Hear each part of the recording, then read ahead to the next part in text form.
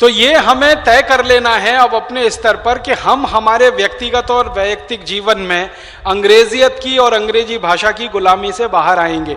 हमें सरकार को बाहर लाना है इस गुलामी से, क्योंकि अंग्रेजी भाषा हमारी मातृभाषा नहीं है, अंग्रेजों द्वारा थोपी गई भाषा है, जबरदस्ती हमारे ऊपर लादी गई भाषा है, जिसने हमारी पूरी वैज्ञानिकता को ढक दिया है, हमारे बुद्धि विकास को पूरी तरह से रोक दिया है। आप 2 बच्चों के ऊपर परीक्षण करके देख लीजिए, एक बच्चे को बचपन से अंग्रेजी सिखाना और पढ़ाना शुरू कर दीजिए और दूसरे को मातृभाषा में सिखाना और पढ़ाना शुरू कर दीजिए, जितनी कुशाग्र बुद्धि मातृभाषा वाले की होगी अंग्रेजी वाले की नहीं होगी। एक आईक्यू टेस्ट होता है ना, इंटेलिजेंट क्वेस्ट का टेस्ट, इंटेलिजेंसी क्वेस्ट और इंटेलिजेंटी कोशेंट जब इंटेलिजेंसी का नापा जाता है वो सबसे ज्यादा मातृभाषा वाले विद्यार्थियों का ही निकलता है, अंग्रेजी भाषा के विद्यार्थियों का कभी नहीं निकलता। और मैंने हिंदुस्तान में एक सूची बनाई है कि जिन्होंने अंग्रेजी भाषा में पढ़ा है वो कहां पहुंचे हैं और जो मातृभाषा से पढ़कर आए हैं वो कहां पहुंचे हैं। इस देश के जो अर्थव्यवस्था के चोटी पर बैठे हुए लोग हैं ना, जैसे धीरूभाई अंबानी, बिरला परिवार, नुस्लीवाडिया परिवार, ऐसे 72 परिवार हैं इस देश में।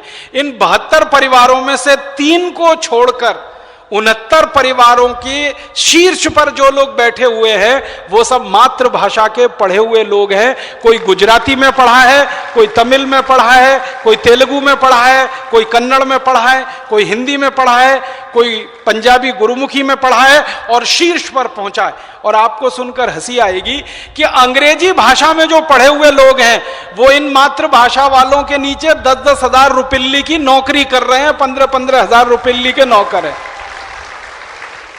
जो अंग्रेजी से पढ़कर निकले, हार्वर्ड से पढ़कर आए, ह्यूस्टन से पढ़कर आए, ऑक्सफोर्ड से पढ़कर आए, कैम्ब्रिज से पढ़कर आए, वो इनके नीचे नौकरी पर हैं, 10,000 की, 15,000 की, 20,000 की, 25,000 की।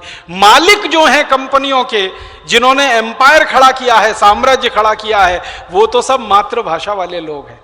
इसी तरह वैज्ञानिकों की सूची बनाई है मैंने, आप हैरान हो जाएंगे, चोटी के सारे वैज्ञानिक इस देश में 1% अपवाद को छोड़कर सारे चोटी के वैज्ञानिक इस देश में मातृभाषा के स्कूलों में पढ़कर निकले इस देश में। आपको तो सबसे बड़ा उदाहरण देता हूं, हमारे पूर्व राष्ट्रपति डॉक्टर एपीजे अब्दुल कलाम, जिन्होंने मिसाइल बनाने के क्षेत्र में इस देश को आत्मनिर्भर बनाया और जिन्होंने इस देश में परमाणु बम का परीक्षण करवाया श्री अटल बिहारी वाजपेयी के जमाने में। उनकी बुद्धि का कमाल देखो कि परमाणु बम का परीक्षण हो गया और अमेरिका जैसे देश को पता ही नहीं चला।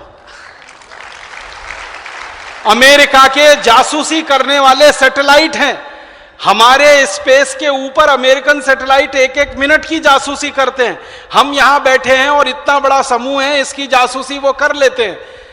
वो अमेरिकी वैज्ञानिकों को डॉक्टर एपीजे अब्दुल कलाम की बुद्धि ने ऐसा चकराया कि वो कहीं और व्यस्त थे और यहां परमाणु बम के परीक्षण पर परीक्षण हो गए और अमेरिका वाले हैरान परेशान कि भारत के लोग इतने होशियार कैसे हो गए। ये होशियारी पता है कहां से आई? अब्दुल कलाम की तमिल बुद्धि में से ये होशियारी निकली, ये अंग्रेजी बुद्धि में से नहीं निकल सकती। दूसरा बड़ा नाम बताता हूं, इस देश में सबसे पहला सुपर कंप्यूटर जिस वैज्ञानिक ने बनाया, डॉक्टर विजय भटकर, वो पूरी तरह से मराठी भाषा से पढ़कर निकले हुए वैज्ञानिक हैं। आपको मालूम, एक जमाना था कि हमारे पास सुपर कंप्यूटर नहीं था। हमारे देश के प्रधानमंत्री श्री राजीव गांधी अमेरिका गए थे सुपर कंप्यूटर मांगने के लिए। अमेरिका ने मना कर दिया कि हम सुपर कंप्यूटर किसी को नहीं बेचते, क्योंकि हम हमारी लेटेस्ट टेक्नोलॉजी किसी को नहीं दे सकते। राजीव गांधी अपना सा मुंह लेके वापस चले आए। डॉक्टर विजय भटकर और उनकी टीम ने राजीव गांधी को कहा कि आप हमको थोड़ा समय दीजिए और थोड़ा सा पैसा दीजिए, हम आपको सुपर कंप्यूटर अमेरिका से भी बेहतर बना कर देंगे। तो पहले तो राजीव गांधी को भरोसा नहीं हुआ कि ऐसा हो सकता है, लेकिन मरता क्या न करता, कोई चारा नहीं था, सुपर कंप्यूटर बनाना ही था, कोई देने को हमको तैयार नहीं था। तो उन्होंने डॉक्टर विजय भटकर और उनकी टीम को काम पे लगाया, उनको प्रोजेक्ट सैंक्शन करके दिया, पैसे दिए और डॉक्टर विजय भटकर ने तय समय से आधे समय में दुनिया का सर्वश्रेष्ठ सुपर कंप्यूटर बना के दुनिया को दिखाया। और वो सुपर कंप्यूटर अमेरिका के सबसे बेहतरीन सुपर कंप्यूटर से ज्यादा गति पे काम करता है और बहुत सस्ता है। और भारत ने उसी सुपर कंप्यूटर के मॉडल पर आज तक 50 से ज्यादा सुपर कंप्यूटर बनाए और दुनिया के दूसरे देशों को बांट दिए जो वहां के यहां उन देशों में काम कर रहे हैं। कनाडा का पूरा मौसम विज्ञान का विभाग भारतीय सुपर कंप्यूटर पर चलता है, आपको मालूम है यह बात?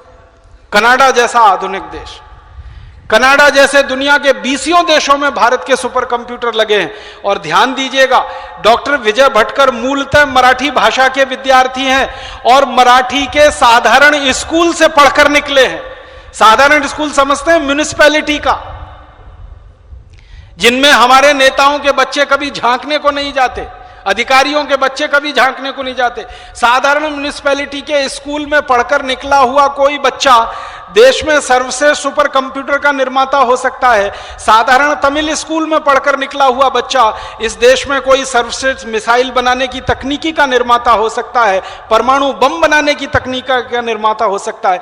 हमारे देश के एक और बड़े वैज्ञानिक हैं प्रोफेसर MGK मेनन, उनकी पूरी शिक्षा व्यवस्था मलयालम में हुई, 12वीं तक पूरा मलयालम में पढ़े हैं और इस देश के सर्वश्रेष्ठ चोटी के वैज्ञानिकों में उनकी गिनती है। प्रोफेसर स्वामीनाथन, जिनका नाम सारी दुनिया जानती है कृषि के क्षेत्र में, वो मूलतः अपनी मातृभाषा के तमिल के स्कूल में पढ़कर निकले हुए व्यक्ति हैं और आज सारी दुनिया उनके विद्वता का लोहा मानती है। हमारे देश में एक लंबी लिस्ट है वैज्ञानिकों की जो मूल मातृभाषा से पढ़कर निकले तो चोटी के वैज्ञानिक बने। और मैं आपको अफसोस की बात बताता हूं, जो कॉन्वेंट में से और पब्लिक स्कूलों से अंग्रेजी माध्यम से पढ़े हुए जो बच्चे निकले ना, वो वैज्ञानिक नहीं बने, वो साइंटिस्ट नहीं बने, साइंटिफिक मैनेजर बन गए। समझ गए आप? साइंटिस्ट होना एक अलग बात है और साइंटिफिक मैनेजर होना दूसरी बिल्कुल अलग बात है। साइंटिस्ट वो है जो मूल शोध में लगता है और शोध को आगे बढ़ाता है। साइंटिफिक मैनेजर वो होता है जो शोध को आगे बढ़ाने में सहयोग करता है।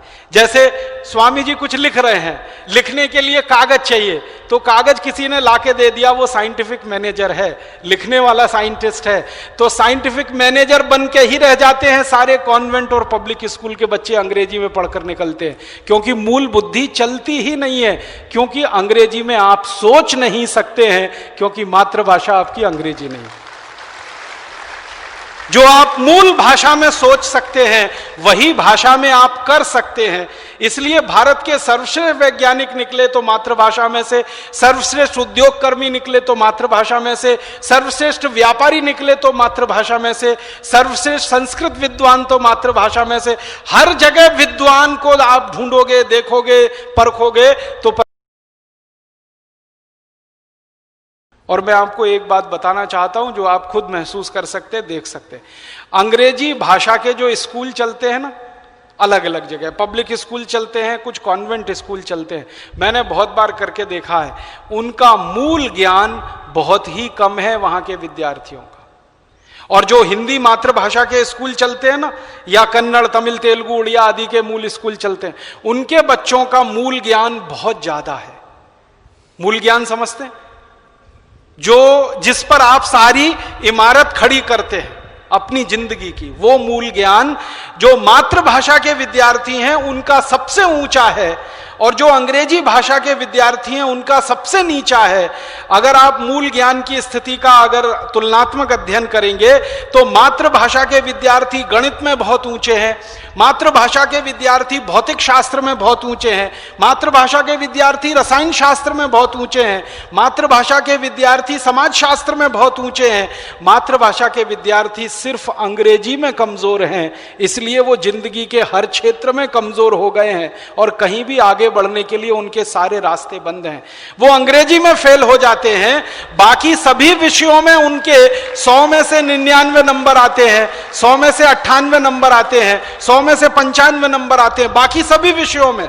बस अंग्रेजी में उनके 100 में से 40 आते हैं या 45 आते हैं। इस कारण से वो IAS नहीं बन पाते, सिविल सर्विसेज में नहीं जा पाते, वो IPS नहीं बन पाते, सिविल सर्विसेज में नहीं जा पाते, वो ICS IFS नहीं बन पाते, IRS नहीं बन पाते, ऑल इंडिया सर्विसेज में, ऑल इंडिया कैडर में नहीं जा पाते।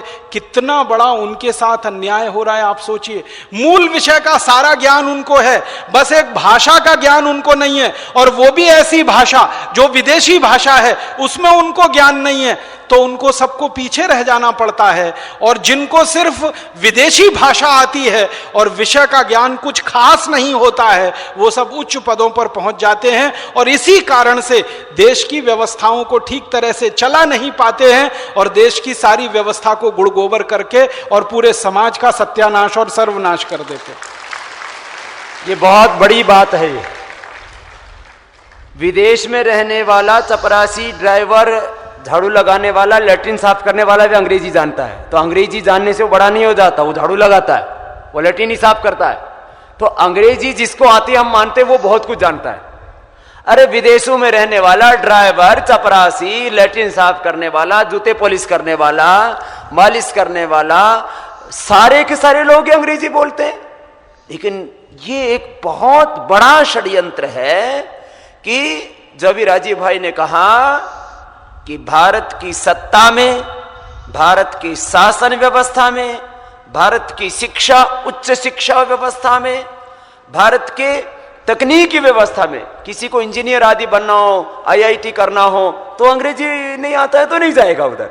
तकनीकी व्यवस्था में, प्रबंधकीय व्यवस्था में किसी को भी एमबीए आदि करना हो और किसी बहुत मैनेजमेंट के बड़े बड़े जो है चीजों को चलाना हो, इन सारी उच्च व्यवस्थाओं में आम आदमी का प्रवेश ना हो, माने गरीब मजदूर किसान के बच्चों का प्रवेश ना हो, जो इस देश के आम नागरिक हैं उनका प्रवेश रोकने के लिए इन षड्यंत्रकारी लोग वहां पर फन फैलाए, ये जहरीले नाग बैठे हुए हैं और इन सब के हमें फन नोचने हैं, इनके फन तोड़ने हैं और इस देश के आम आदमी को इन जहरीले नागों के फन दबोच करके हमें आम आदमी को हक दिलाना, ये बहुत बड़ी बात है।